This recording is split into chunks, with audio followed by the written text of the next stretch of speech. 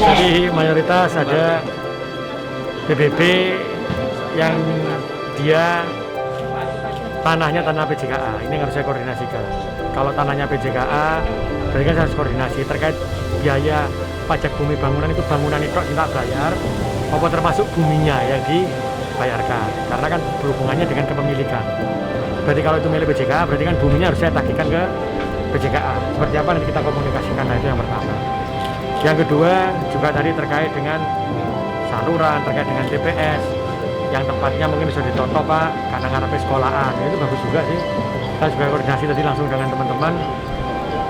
Posisinya ada nggak yang di sini tanah yang kosong yang bisa dijadikan TPS sehingga ngarepe sekolah, mosok sekolah ngarepe TPS gitu. Ini yang kita lakukan evaluasi. Tadi yang ketiga juga terkait dengan sama seperti tempat-tempat lain terkait dengan waris.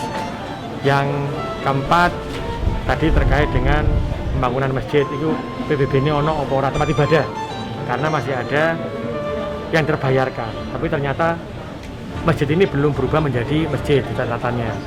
Karena kalau masjid kan tempat ibadah kan nol kan pembayarannya. Jadi kita akan lakukan lagi seperti apa sih nanti.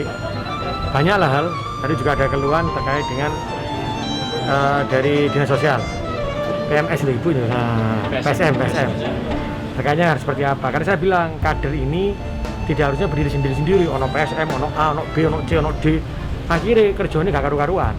Tapi nanti dalam satu RT itu ada mumanya kita akan bentuk 5 orang yang menjadi kader, ya di sini yang ngurusi permakanan, ngurusi semuanya, dia harus bergerak di situ, sehingga data inilah nanti yang masuk, sehingga sejak awal di dinas itu sudah bisa tahu, oh ternyata di RT ini yang melahirkan, yang hamil berapa, oh yang anak baru lahir berapa, per RT kan kelihatan, sehingga untuk pencegahan agar menurunkan angka kematian ibu dan anak ini bisa terseleksi sejak awal.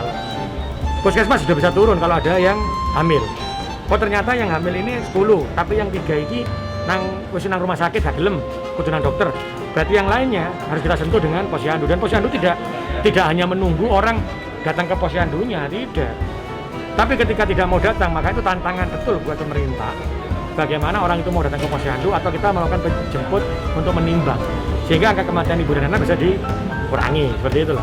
Banyak hal di pikiran, mungkin lebih banyak orang ya, jadi lebih kompleks mulia. Jadi PR aja, makanya aku nanti insya Allah saya akan lebih banyak kumpul. Termasuk tadi yang kalau sama teman-teman yang saya minta UMKM di sini. Jadi moga-moga lah nanti UMKM bisa bergerak di Surabaya, karena hitungan kami uang yang berputar di UMKM itu minimal iso 20 miliar, 30 miliar lah dalam 1 bulan.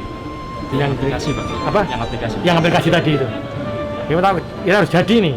Karena apa? Kita tidak akan bisa lurah tahu bahwa UMKM bergerak di bidang apa, uangnya berapa berputarnya. Dan saya berharap betul siapa yang jadi UMKM ini. Ya dari keluarga MPR tadi yang datanya kita yang kurang dari 4 juta, itu kita bisa ambil untuk kita latih menjadi UMKM. UMKM apa? Yang bisa dibutuhkan oleh pergerakan pemerintah. Contoh sepatu sekolah, tas sekolah. Jadi nanti kalau tas sekolah berarti nanti tasnya sama, tapi bisa beda-beda, SMP 4, SMP 1, SMP 21. Tapi sehingga tasnya sama. Beda itu tok kayak jeneng kok. Karena apa? Sehingga tidak ada lagi perbedaan antara lek wong sugih tasnya api-api, sing gak duwe tasnya sekolah ya kan, akhirnya kan gak nyaman nih. Akhirnya makanya kita harus hilangkan strata itu, sehingga semua di sini harus menjadi satu keluarga besar. Untuk masyarakat. Iya, kalau enggak masalah tasnya, bentuk tasnya. Jadi antara si wong gajo mbek sing sugih ya padha kabeh. Nanti harganya juga harus sama semua. Dan harganya harus lebih murah. Dan ini yang kita lakukan. Siapa yang mengerjakan tas, siapa yang mengerjakan jahit kain, sopo sing ngerjakan sepatu, UMKM Surabaya. Ini akan kita lakukan. Makanya kita nanti saya minta datanya hilang mari MBR itu. Kan kemarin sudah selesai. Tapi ternyata masih kurang pendapatannya ono sing kurang lebok. Apa sampai 76 yang ada 12 kan Penjaringan Sari. Terus yang lainnya masih negatif. Tapi yang lainnya masih jalan ya hari ini. Alhamdulillah setelah kemarin kita pendekatan kita sampaikan sekarang banyak itu yang ini. Karena kami bukan maksudnya apa-apa, tapi kami harus tahu siapa yang positif sehingga bisa kita karantina sendiri, sehingga tidak menulari keluarga yang lainnya. Sudah sampai keluarganya kena. Woi.